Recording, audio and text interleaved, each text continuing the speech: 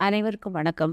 இன்று ஒரு தகவல், இன்று ஒரு ஞானம். இந்த தலைப்பில் நான் இன்று பேசப்போவது என்னன்னா, நம்ம பத்திரிஜியை பற்றி தான். அவர் சொல்றாரு, நான் போதன்ல பிறந்தேன். அதனால போதனை செய்யறதுக்காகத்தான் அது பிற்காலத்துல தான் தெரிஞ்சுக்கினேன் நான் அப்படின்னு சொல்றாரு. அதன்படி அவர் வாழ்க்கையில நிறைய சின்ன வயசுல ஒன்றுத்தை கூட கத்துக்க முடியல. அவருக்கு எது எது கத்துக்க முடியுமோ அதெல்லாம் கத்துக்கினார். அவ்வளவும் பிற்காலத்துல அவருக்கு உதவுச்சு. அவங்க அம்மா கிட்ட அவர் கத்துக்கின அந்த இந்தி பாஷை வெளி மாநிலங்கள்ல போய் பிரச்சாரத்துக்கு அவருக்கு அது உதவியாக இருந்தது என்று சொல்கிறார். அதே மாதிரி தையலையும் கத்துக்கினாராம். அந்த தையல் எல்லாம் அவருக்கு சின்ன சின்ன அவருடைய சட்டையில ஏற்பாடு திருத்தங்கள் செய்யறதுக்கு உதவுச்சு. அண்ணங்கிட்ட கத்துக்கின ஃபாரினுக்கு போறது, அந்த பாஸ்போர்ட் இந்த இதெல்லாம் அவர்கிட்ட கத்துக்கினதுல பிற்காலத்துல வெளிநாட்டுக்கு போறதுக்கு அதெல்லாம் உதவுச்சு அவருக்குன்ட்டு ஒவ்வொன்றையும் அவர் சொல்லி, வாழ்க்கையில நம்ம சந்திக்கிற ஒவ்வொரு விஷயங்களும் நமக்கு ஏதோ ஒரு விதத்துல பிற்காலத்துல உதவுன்றதுக்காகத்தான் வந்திருக்குது. அதெல்லாம் நம்ம தெரிஞ்சுக்கணும். எத்தையுமே நம்மளால முடியாதுன்னு தள்ளிடக்கூடாது.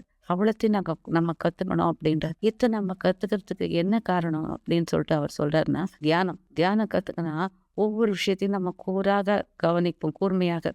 அதனால நமக்கு ஏதோ ஒரு லாபம் இருக்குதுன்றதை நம்ம ஆத்மா புரிஞ்சுக்கும். ஆத்மாவுக்கு தேவை தியானம். நம்ம உடம்புக்கு தேவை எப்படி சாப்பாடோ அது மாதிரி நம்மளோட ஆத்மாவுக்கு தேவை தியானம். அதுக்கு அதை வாரி வழங்கணும். அப்பதான் அது திருப்தியாகி நமக்கு தேவையானதெல்லாம் கொடுத்து நம்மளை உபசரிக்கும், ஆசீர்வாதம் பண்ணும். அந்த ஆசீர்வாதம் நமக்கு தேவை இல்லையா? அதனால நம்ம தியானம் பண்ண வேண்டியது நம்ம கடமை என்று நம்ம தெரிந்து கொண்டு செய்வோமா? நன்றி தோழர்களே.